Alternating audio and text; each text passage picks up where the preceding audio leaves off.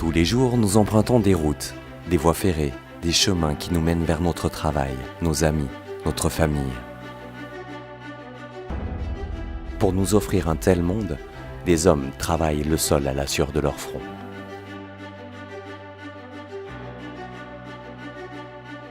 Afin d'accomplir au mieux leurs tâches, ils ont besoin d'un matériel précieux. Un matériel enfoui. Comme un trésor.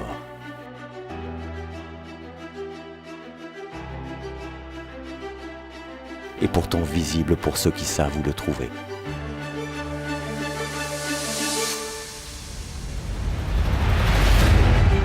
Sur le site de la carrière de la FAMSA, des hommes possèdent cette connaissance.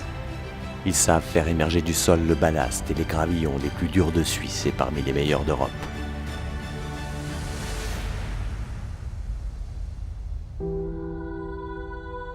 L'histoire de ce gravillon a commencé ici, à la carrière de la FAMSA, sur le site des Fresnay.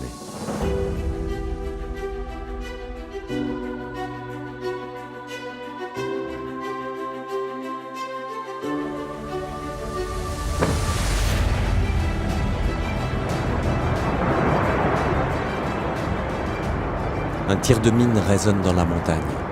La roche s'effondre dans un nuage de poussière. Le nombre de minages dépend de la demande, dépend aussi de la qualité des matériaux exploités, de la grandeur des tirs. On fait toujours plus ou moins les mêmes tirs. Ça reste des tirs entre 5 et 10 000 mètres cubes. Dès que la zone est sécurisée, les titans de métal entrent en scène. Reine de ce balai mécanique, cette pelleteuse de près de 90 tonnes déverse jusqu'à 9000 kg.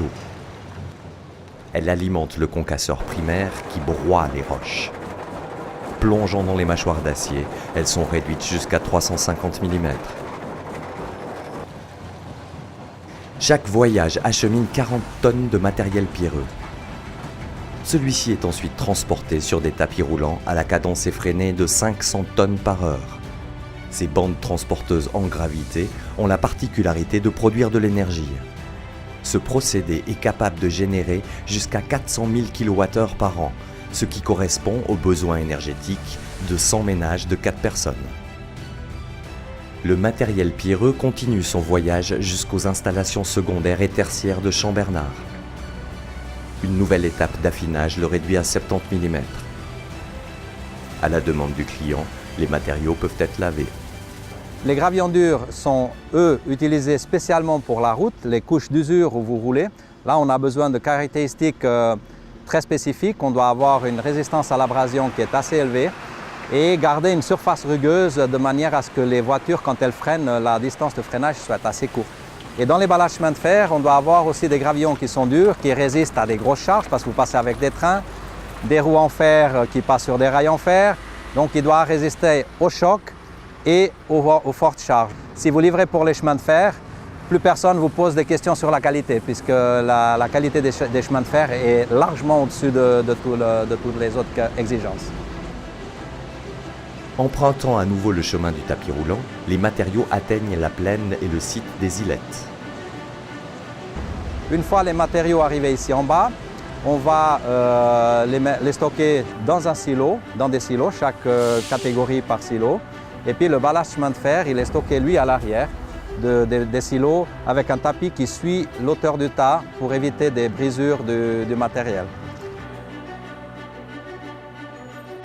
Chaque véhicule exige son quota de roches, chacun demandant un matériel et un poids spécifique.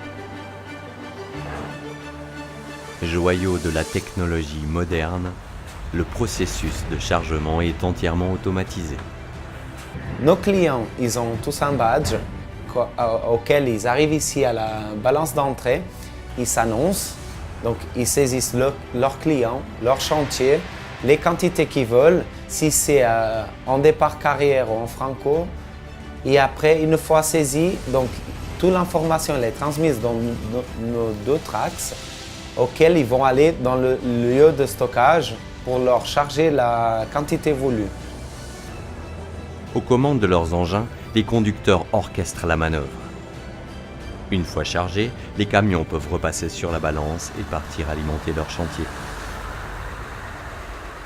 Depuis des décennies, la FAMSA produit un matériel pierreux de la plus haute qualité, au service de la construction, à notre service. Pour nos routes, nos chemins de fer, nos infrastructures, pour notre monde.